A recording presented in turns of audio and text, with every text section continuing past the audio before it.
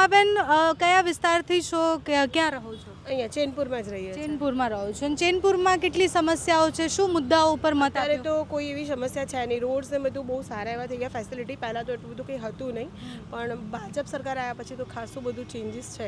મોંઘવારી વધી છે નો ડાઉટ, બટ બાકી કોઈ પ્રોબ્લેમ નથી, બધું વ્યવસ્થિત છે. તો તમે ભાજપ જોઈને મત આપ્યો કે કામ જોઈને આપ્યા?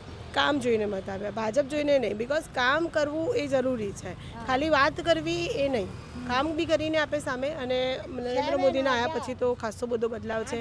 અમદાવાદ આખું ચેન્જ થઈ રહ્યું છે, બહુ સારું. વિપક્ષ કોંગ્રેસ, આમ આદમી પાર્ટી એ બધા મત માટે આવ્યા હતા ઉમેદવારો? હા, આવ્યા તો હતા, બટ અમે ભાજપને સપોર્ટ કરીએ, બીજા કોઈને નહીં. અને કેમ ભાજપને જ સપોર્ટ કરો? કેમ ભાજપ? સરસ આટલા બધા ચેન્જીસ, બાકી કોંગ્રેસ સરકારમાં કોઈ દિવસ આટલા ચેન્જીસ અમે નથી જોયા. કારણ કે અમદાવાદને like one type of America થતું જોઈએ છે. અમેરિકા બની ગયું. હજી આવતા વખત સુધીમાં તો ઘણી બધી ફેસિલિટીઝ મળે છે.